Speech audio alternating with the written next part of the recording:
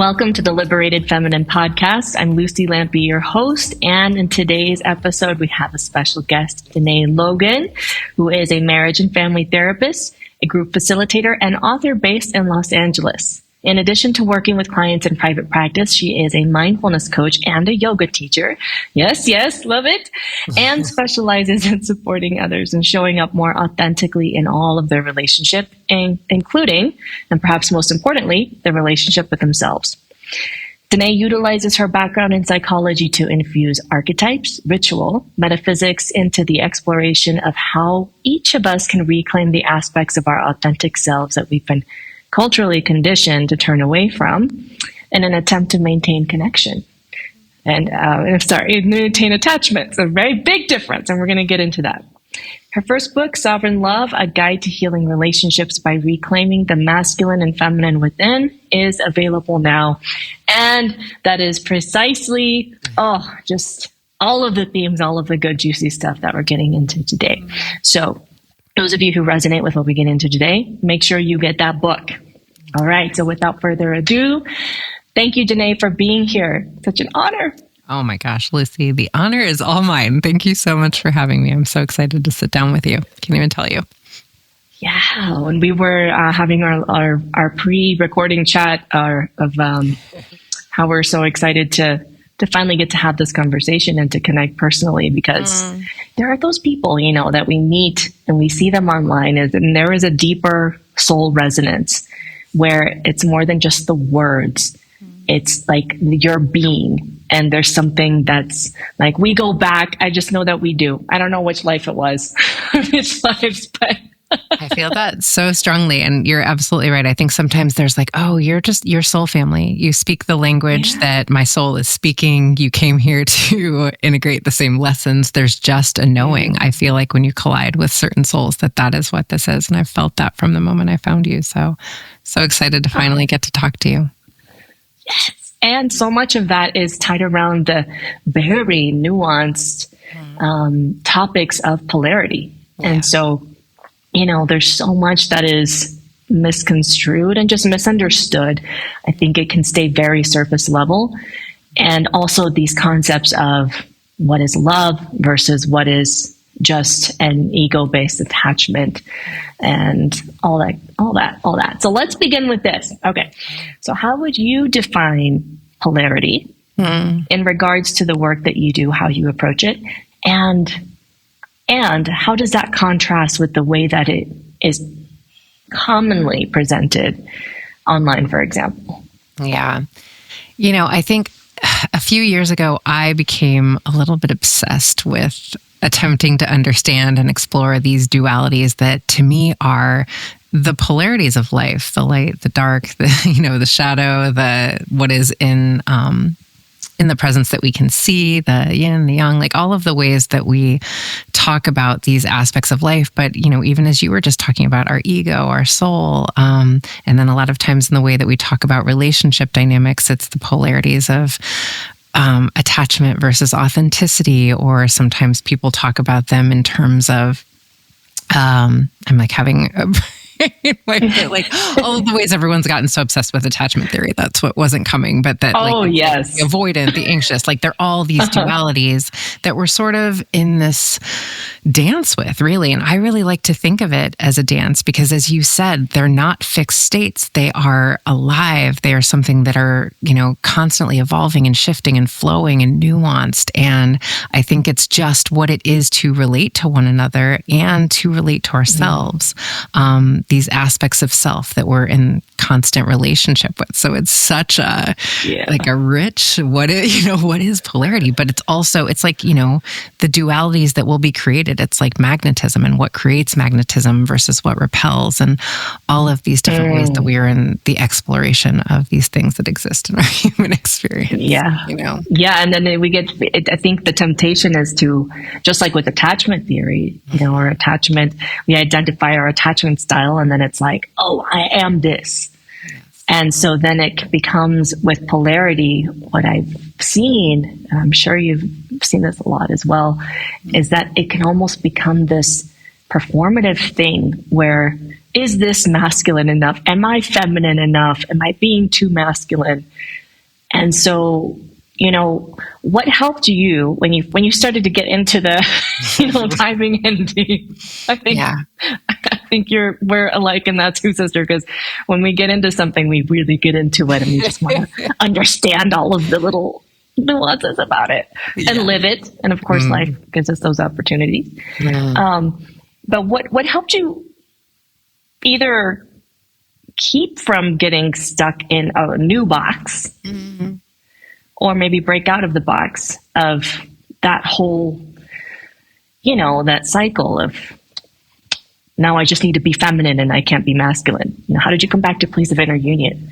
Yeah, I think what you just said a minute ago is really important, in that I think it just, so much about our societal structures want things to be like really linear, and there's a framework, and this is the box that you're put in, and it's easy and just stay there. And that's just not the truth of life, right? Like, I think it's not that simple, y'all. Right?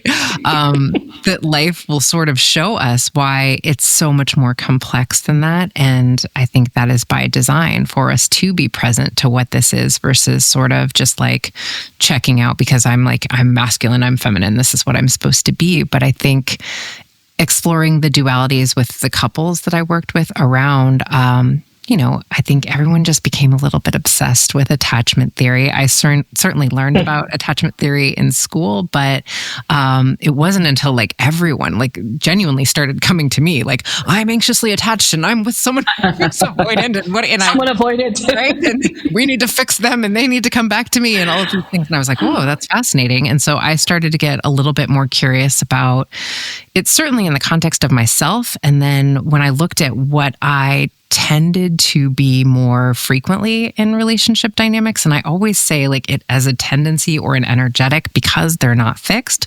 But I sort of my default was the more avoidant energetic in relationship dynamics normally, right? But then again, it's not fixed. And what I would find is, depending on who I was relating to, I would be really anxious in a certain dynamic, depending on what was alive between us and that person's attachment energy. But also that it was like a dance. So when my husband would be, really wanting to connect, I would start to be sometimes in a little bit more avoidant energy. But then if he pulled away, I would notice I would start to get anxious again. And I was like, this isn't fixed. This is really something that's alive between two people, right? But I think that's true of all of the ways that we're talking about. I tend to think of the masculine and feminine energetics in the context of what would be healthy masculine and feminine, or a more wounded or distorted masculine or feminine energetic. And I think a lot of times the more distorted or wounded masculine is what we think of as avoidant energy. And then the more anxious, energetic is the wounded feminine or the distorted feminine energetic, right? And so a lot of times what people are describing when they're talking about these energetics are sort of distortions, and not really what would be the fully embodied, integrated, healthy masculine or feminine. You know what I mean? Mm-hmm. Yeah, there is a lot of talk about, let's say, for example, toxic masculinity, and a little bit more of talk about toxic femininity coming online, but we're not quite there yet. Yeah. But we're moving along. Absolutely. we're acknowledging that we got shit too. It's a thing. Let's be real. It's there. Surprise. Yeah. And I am not afraid to call that out, because I'm girls, I have been there. Let's part of why I love now. You. I'm we got to call ourselves into the conversation as well. Oh my God. Oh, I think that is such an important distinction, because it's not that we're not even seeing the gifts of each end of those polarities clearly.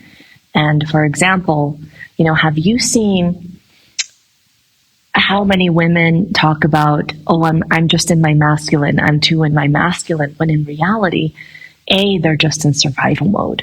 And that's neither here nor there. You're just surviving. Or B, they're in a distorted masculine kind of energy, trying to, steamroll ahead and plow through their emotions and not create space for their feminine to feel and express. Yeah. So what are some ways that you have seen that these distorted energies tend to present themselves in just a regular day-to-day stuff? I love that you said that, because something that I think is really important that I don't hear a lot in the polarity conversations is that all of us have both masculine and feminine energetics within us, and that it's not a bad or wrong or healthy thing for us as women to be embodying our masculine energy. Now, I think any aspect of these energetics, when we are, like you're saying, in survival mode or in a place where we're not conscious and really being present with why this is alive for me, it can get so far, the pendulum can swing so far that it does become a distortion. Like, I don't know, competition is not a bad thing at face value, but if we are like constantly in competition with the world around us to the point where we're not actually able to be in relationship with others or present, then it becomes a distortion of maybe some wounded masculine energy, right? And like you said, I think there are a lot of reasons that a woman in her masculine energy can be necessary and even beautiful. A lot of times, like, that's execution energy. That's me, like, going after the things that I want and believing in myself and having confidence. That's all a good thing. But when I believe that I don't need anyone and that it's like all up to me and that I'm in that constant sort of like contempt for anyone and all of those distortions, then that's when it starts to be a little bit of an unhealthy energetic. But I think a lot of times I see, like, I need to like be in my feminine. I need to learn to like be in, it's almost like stay in my feminine. Yeah, and I would 100%. Say that becomes like a distortion of feminine energy too. And then that's sort of like you in an unhealthy energetic, where you're not able to be a full integrated self either. So it's like really understanding that it's just, we got to come back to the middle somewhere, and nobody does it perfectly, but we don't want the pendulum to ever swing so far that we're not in an integrated space within ourselves. Yeah, I like to bring it back to, what serves this context the best. And, let's say when I'm with Brendan, I don't want to be all like, I'm not competing against him. I'm not trying to prove like I could out masculine him. I learned that lesson in my marriage, to be fair, I did. And I did shift that within that relationship. It was beautiful. However, when I'm in that context, I naturally just soften because of his embodiment. Like we laugh about this because I just go into like, I don't notice things. I'm not picking up on threats. He's just like, hey, watch out for this. I'm like, oh, it's like ridiculous. But then when he's gone leading a retreat or something, and it's just me and the kids, I'm on it. So it's like being able to flex and flux in between these energies and not distort the human experience just for the sake of polarity. I love that so much, Lucy. And I think what you're saying is so important, because when I started attempting to talk about these energetics with couples, what I realized was we have to be really open to multiple things being true at the same time, which is what you're speaking to, right? Like, I am actually able to take care of myself and hold it down with my kids. Yeah. And it is a beautiful thing when I have a man in my life who holds space for me and witnesses me. And in his presence, I can soften and not have to be in that space of like, full charge, armored masculine energy. And I think there's a way that with so many couples I work with, what I notice, especially, I think it happens most commonly when couples have like their first child. And the way that we're socialized in our culture is just for women to really be in our masculine a lot of times when we have a baby, because it's very like task and tame, keep this kid alive, and we don't have a village to support us in how big, just like the magnitude of what it is to be a new parent. And so when it's two people in this nuclear family structure, a lot of times what I see is it ends up being like a battle of the alphas. It's like, we're just sort of like, get out of my way. This is the way I want it done. Like everything the father is doing is sort of incompetent and not good enough. And listen, it's understandable because we're overwhelmed and we're struggling, right? And I think that it's just, I didn't realize how hungry I was until my marriage changed form and I was in like really containing safe masculine energy again and able to soften. It's like, this has been dormant, and I was so hungry to just allow for some of that feminine energy to be present in a way that I didn't realize because I'd been in survival mode for so long, Yeah, it's that. And when you get a taste of not having to be in survival mode, however you land in that place, it's like, oh, this is where I get to experience the other side of that, And there is a lot of, I mean, as my oldest is turning 18 this year, so I've been parenting for a couple decades. I cannot believe it. You were a legitimate baby. I was a child. Oh my God. I was 21 when I had her. So, it's crazy. But like they're part of our village now, because all 4 of my children are older, and with this baby coming, it's like, we're in the process of training the village right now, because it's not just them, they're still children, but there's this element of like, collaboration, togetherness, and I feel such a softness in that I didn't get to have before, and I wasn't meant to have before. There were different things that I was meant to experience. Yeah. And also, I want to emphasize for those listening that, and when I get your input on this, Dené, how if someone listening is not feeling that softness necessarily, or life is just a little extra hard, or you don't have the village, or you are kind of having to wear all the hats. I know I've been there. That there's some gifts in this season for you. And maybe that is for you to go deeper and anchor into that real source masculine energy, so that you know what that feels like, what that tastes like, what that is in your body, connecting with the source of that. And then trusting that at some point in your journey, you're going to get to soften, but this is part of the softening. And what would you have to say? Absolutely. What you just said, I would second that. And I think that there's a part of how do I hold myself with some compassion when it feels really hard to access? And that becomes a part of sort of the integration of that divine mother that is witnessing me and just holding me. I think it's so easy to be hard on ourselves when we feel like we're falling short. I just got in a car accident. And I was like so mad at myself because my kiddo was in the car, and I was just like, just not. And I was like, Dené, like, you get to be human, mama. Like, he's okay. It's okay. And to me, that is like me being that mother for myself, that like feminine energy of just nurturing myself through difficult moments, because I could feel myself starting to like grrr and like tighten up and contract. And it's just sometimes I think in finding compassion for ourselves, like that's the first step in softening a lot of times, is like, listen, we get to be human. We get to be going through a thing or a season or a moment that's challenging. And like you said, this is not what this will be forever. But right now, you're showing yourself what you're capable of, and you get to be proud of yourself for that because you're getting through it, Yeah. And let's not underestimate, the importance of survival. Because you are surviving. You are still making it to that next step. So, let's not trash that. But it's that self-compassion. Oh, that's huge. That's so big. And with that too, another thing that I feel like we deeply resonate on is this concept of having the capacity to self-hold. And beneath that too, to be held by something bigger than us.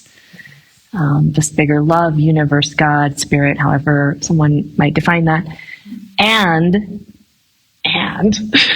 the vulnerability required to let someone else hold us, because it's not either or. It's like if he doesn't have the capacity to hold me because he's holding his inner child, he's working through his thing, and it's not like it's an emergency for me, but maybe let's say that our levels of self-regulation needed are equal. And I'm like, okay, I need to hold myself. I'm not going to disintegrate because he's not there to hold me. And then we can regroup later and talk about, we just went through this, recently. It's like, okay, what was your thing that you went through? Oh my God. Okay. Here's my thing that I went through. We're going to make it. I really, but yeah, what have you experienced, and how do you approach this balance, or not balance, maybe more of a harmony? Balance between self-holding and letting ourselves be held. Yeah, I love this. And I think this is such an important nuanced conversation. And I think a lot of the way that I started to see we were holding what are like needs getting met or someone showing up for me in relationship dynamics were starting to feel like entitlement, if I'm honest. I was starting to, as I was sitting with couples, just feel a lot of the energy of like, I am picking apart what this person is not doing for me. In a lot of ways, I think as a distraction from myself and from like discomfort that I'm really struggling to sit in. And again, we've all been there. So this is like without a hint of righteousness, I've certainly been there, right? Oh, yes. And I think if I understand that having someone in my life to bear witness and support me and hold it down with me is a gift. It's a tremendous gift that I don't actually think any of us are entitled to. And I didn't always see it that way. And I do now, because at any moment, like, these relationships are not life sentences. We are here because we are consciously choosing to be, right? And I think there's a way that when we are in the space of like, I don't need anyone, it can be sort of the other side of the pendulum where then that person feels like, well, if you don't need me here, what am I doing? What am I here for? Yeah. Right. So it's a both and, like, both things can be true. You are the gift that I am not promised. And I am so unbelievably grateful for the way that you show up and support me. And I'm open to it. And I know that I'm okay. But, just like the example I was just giving you, I'm still good friends with my child's father, and I just had that accident, and he was like in go mode, like holding me down, like, getting all the insurance stuff. You're fine. It's okay. I got you. And it's just such a beautiful exhale when we have people in our lives that are willing to show up for us that way. I don't feel entitled to it. I certainly wasn't demanding you do that. I was unbelievably grateful. But I think that that's the tension we're holding of what it is to relate to one another, that we get to hold this thing of relating with gratitude and reverence for who we are. And that, as you said so beautifully, we're all just doing the best that we can to tend to these inner kiddos that are going to be activated. So I think there's a way that I started to see some of the, the different relationship orientations, or the way that we talk about relationships. It's like, men, well, I'll just give like men as the example. You need to be the steady force in her storm, and you need to be, no matter what, like whatever she throws at you. And I'm like, my just take it. That sounds a little bit abusive, to be honest. And we're saying that jokingly, but I will say sometimes to women in heterosexual dynamics, I'm like, if he was saying the same thing to you that you were saying to him, we would be saying he's an emotionally abusive partner. Yeah. And this is some of what I think we have to start naming to take responsibility as women too, right? I think society teaches men you don't get to feel the fullest embodiment of your feelings. And I think society teaches us as women that we don't have to care about how men feel. And I think that's got to stop, because that's not really certainly consciously relating to the other person, but it's also like not holding this other soul with reverence, and I think that matters.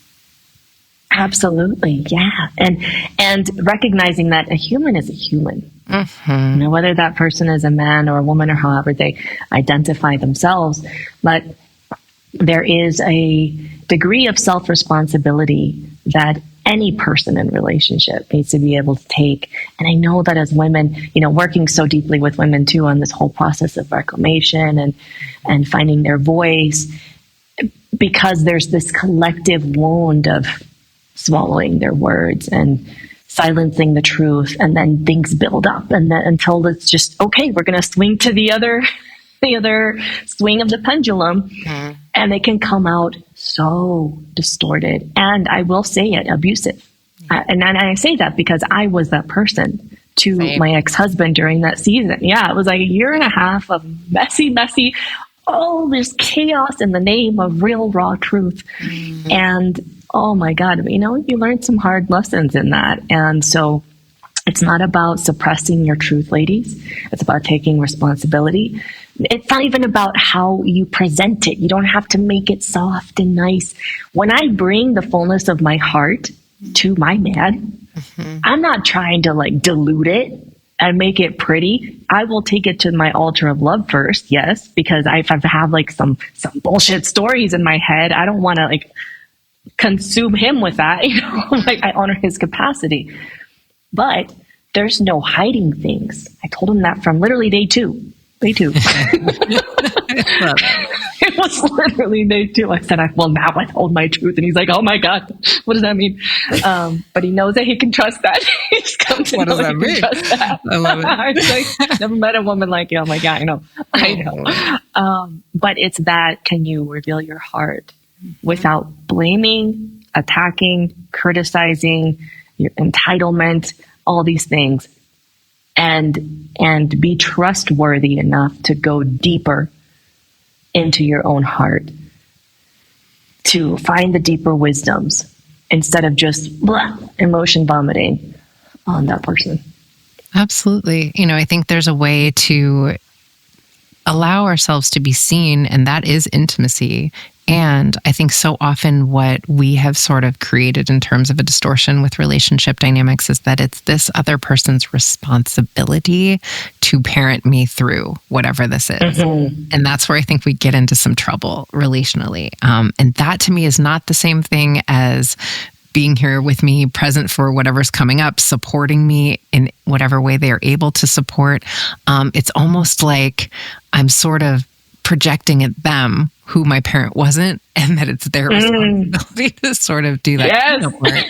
And ultimately, I do believe that our reparenting work is our own to do, and we can be supported in that, and we can have someone here who helps, and that can be more than that one person. I think it's a lot of times important that it is more than that one person, because as you said, very rarely does one person have the capacity to offer what an entire village used to give us. So, yeah, but it's, I think there's a lot of ways we've got to normalize what you said. Like, am I going to do a little bit of my work to get curious about what this is about before I just sort of like spill it all over this other person? Because, that's a lot for us to make sense of within ourselves. So certainly it's for that other person, Imagine being that man. I do have a lot of compassion for the men who are trying to do this work and be more conscious and aware and in integrity, where they're like, oh, shit, I'm expected to hold all of myself and all of her. And and there's still so much stigma around sharing intimately within brotherhood, or men don't have brotherhood, period. That's right. And so it's just, having this compassion and what are some examples of someone, let's say, reparenting themselves in a moment and also supporting a partner through a moment like that?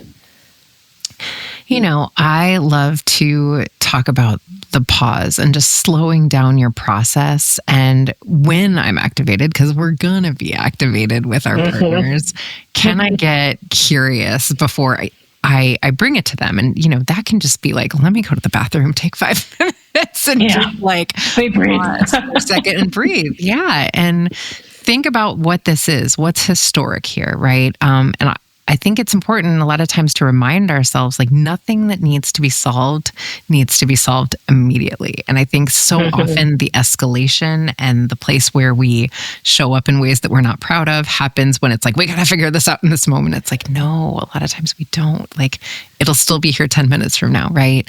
But then if I get still and I get clear around like what's historic about this, then I can make a request. And I love to talk about offensive communication a lot, where it's sort of, naming the thing, that there's like a story I'm telling myself about this. And when you said this thing, I was telling myself the story that it meant X, and really naming like how I'm taking responsibility. And I want to own it. It brings up this thing that my mom used to do. And I just started to feel myself like really like agitated, and that I hate this feeling that's coming up in me. And then I make a request, right? Would you be open to supporting me in whatever way I'm looking for support? And then I'm asking for that person's consent, because I find that so often we're upset with our partner and we have like resentment and all of these things that build up. But normally it's that the resentment is a lot easier and it feels safer than the vulnerability of asking for them to support me with something, right? So I'll just get mad at you versus the space of that vulnerability, because that feels unsafe, or we got messaging that it's not safe to be vulnerable, right? Yeah. So I think a lot of times if we just go into the thing taking 100% responsibility for like, this is my thing that I am bringing to you, and not sort of, and it's the equivalent of how people talk about I statements, right? But it's just, yeah, this is the thing that I was sitting with, and I'm wondering if you would support me in this. And I find very rarely our partners like, nope, that's yours, work it out. Like when we that's a you thing. I have seen that in some couples. I'm like, and guys. if they do, that's important information, right? About like how aligned we are, and if this is a dynamic that I want to invest in, because yeah, absolutely. I think personal responsibility doesn't mean it's all on me and I'm here by myself, because then what is the point of being in a partnership if you're not here to support me and I'm here to support you? Like, that's why we choose to partner. But I think there's a big energetic difference in the way a request feels versus a demand. Yes. Because demands come from entitlement. So you're my partner and you owe me this. That's right. A request is so vulnerable. It's like us like giving our hearts and being like, here, it's really tender and maybe bleeding a little bit. And I can't tell you what to do with it, but I am asking for this.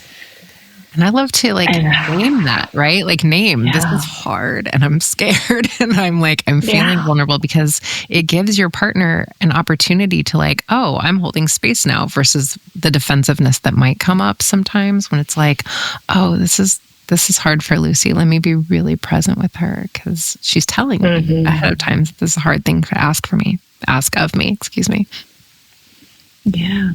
And also too, I think what adds a layer of challenge to this is when one or both people have been conditioned in their bodies. They have learned through other, let's say, relational experiences, that when someone comes to you with an intense feeling, it's unsafe. Or it's unsafe for you to come to someone with a big emotion, or a big, what feels like a big ask. And so that it's like, have you seen this too, where it's just a matter of just consistently showing up in an open-hearted way, so that we reinforce the new belief that, okay, this is not that. Yes. And it is safe here to expose myself in this way. Yeah. And I think it's, this is the dance of intimacy and really getting to know one another, because I think what happens over time, if we're in a relationship with someone who is committed to holding our hearts tenderly, then hopefully they know, right? Like, I remember early in my relationship, I grew up in a house where we screamed when we were angry, right? Yeah. It's just like what we did. You were upset. Like, even if it wasn't like dangerous, like we just would yell. Like, people yelled in my house. And my ex-husband, it was like he grew up with a mother who's like very soft-spoken. Like, she never yelled. And so for him, it was like, okay, I hear you, but like, why do you have to scream at me? Like, it was like so foreign to him, and he felt I don't know, it felt unsafe to him because it was just so foreign to his understanding. And so we were able to find a little bit of a middle ground in that understanding of, this is a little bit, I'm emotional and I don't want to be shamed for the way that this feels, but also, how do I try to be mindful of what it feels like for him when my voice is raised? And that's a really foreign thing for him too. But yeah, I mean, nobody does any of it perfectly, I think. And again, to me, that's where the self-compassion comes in. Because I think when we're safe within ourselves, it's this thing I've found that a lot of times what continues to cultivate a pattern is that we're shaming ourselves for it, right? And then it's like, I do this thing and I'm mad at myself that I did this thing. Or if it's like, you know what?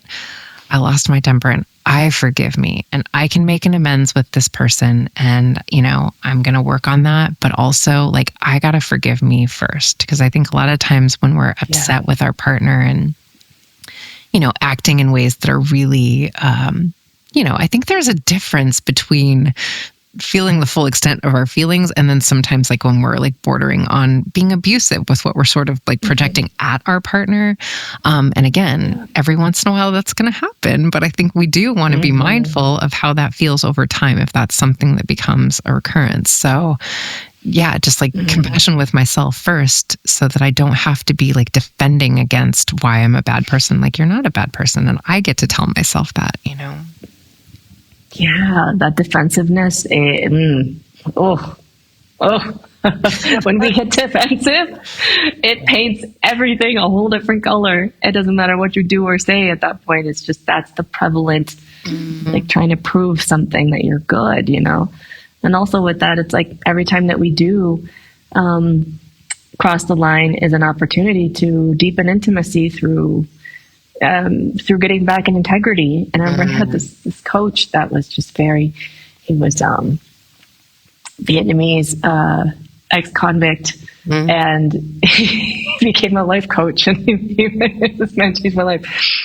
And he would say, he would talk about integrity in a way that I'd never heard it, because it's wholeness, yes, but also we will have moments where, oh, okay, I did that thing and it hurt you, and I see the impact, and you acknowledge the impact, not just a blanket, I'm sorry, or a lie of it will never happen again, because we don't know that with our best intentions. But there is a genuine, heartfelt acknowledgement. You really see the person in front of you and how they're affected without beating yourself up. And then there's a new commitment, because the yelling thing, oh, girl, I get it. Except it wasn't me. It was my ex-husband. And it was a way that he had to recalibrate, because he saw the impact and he had to, make a decision. Okay, well, I'm not going to raise my voice when I get upset. I'm going to do this instead. Did he get it perfect? No. But then every time it's like, here's an acknowledgement and a recommitment. And then what am I doing differently moving forward? And I think that's one of the things that allowed for so much growth and healing within the relationship before it did come to a completion. So, what do you see often in the couples that you've worked with in terms of, apologies and actually making change? Yeah. I think so often we defend against apologies and taking ownership because none of us want to feel like we're a bad person, right? And I think it becomes so important to differentiate between I did a quote bad thing, and that does not mean that I am bad, right? Like, we get to be human, we get to fall short. All of us will. And I think when we can make that differentiation for ourselves, we're a lot more open to what are my blind spots? What am I not seeing here? If someone is telling me something hurt them or that I fell short in this moment, I can be open to that and what I'm not seeing and working, but I have to really allow for the fact that I think so many of us got messaging early on that we needed to be perfect in order to be worthy of love, and just putting that down, that like none of us are going to do this perfectly. We're going to fall short, and we're going to take a deep breath, and we're going to begin again.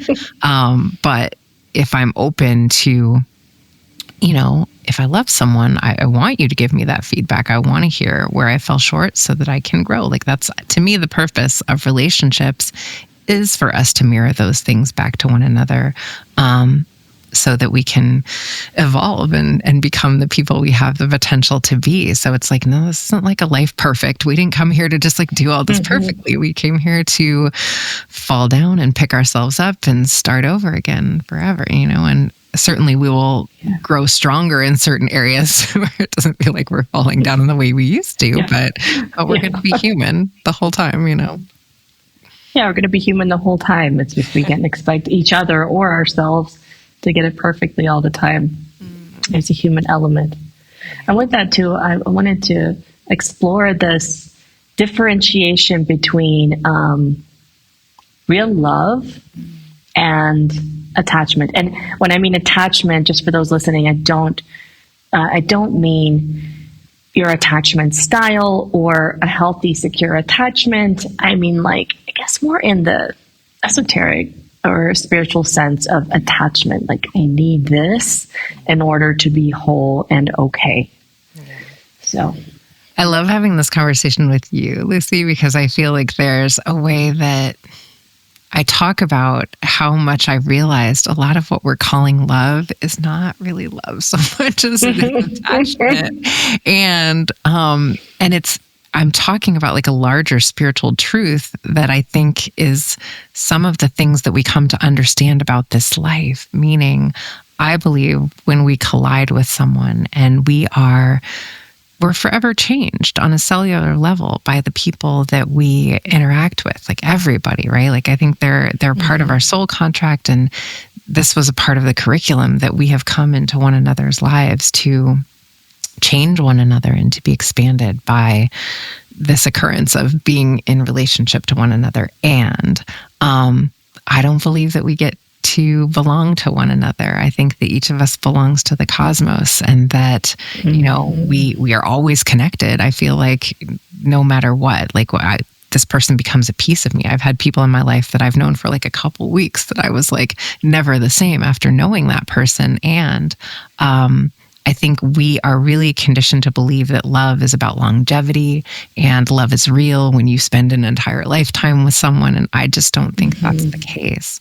But attachment, a lot of times in like the physical, I was going to say physical realm, like the physical way that we're experiencing it. And like this practical kind of 3D or however we talk about it, right? But I think that that's a lot of times about like our survival needs. And it's, when we're babies, we need attachment for survival. Like your little will come out and she will be like, I need someone to take care of me, right? And she's like, knows that I will be annihilated without that, right? But so often we don't sort of do the integrative work of understanding that at some point we become a more authentic self and we start to individuate into the person that we came into this life to be. And that our work is not to sort of stay attached to people at all costs if it's not in alignment and if it's not in truth and if we're not both thriving or whatever the conditions are around that attachment. But because we feel like we need that for survival, I find a lot of times we are in the space of what are some distorted versions of, quote, love, but it's really like bartering systems and people pleasing and manipulation and all of these things that like when you really look at it, it's like, that's not actually what love is or feels like. I certainly feel like I need this person here, or I believe I won't be okay, but that's not actually about my love for them. That's about my fear, right? And so it's sort of the antithesis of what love is. But I'm curious to hear what that brings up for you. Oh my God. I mean, yes. Everything. Yes. Because that is, I think also when we define, and also this is why I love having these conversations with people like you, because it's like, there's the soul aspect and there's the human aspect, and neither invalidates the other.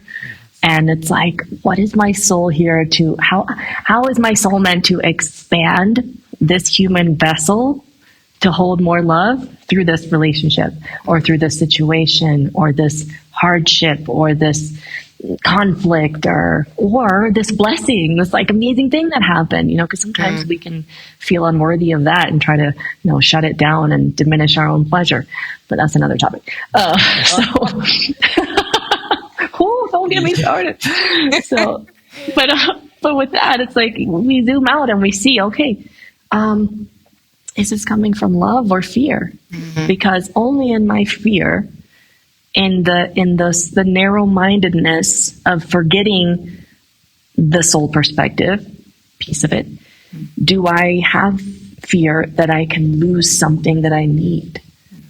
And so it's like, when my marriage ended, I didn't see that coming. I did not see that coming. And I was like, I did everything I was supposed to do. I listened to the guidance of my inner wisdom, of spirit, of universe, of God. Like I've been on it for so many years. And this is where it brought me?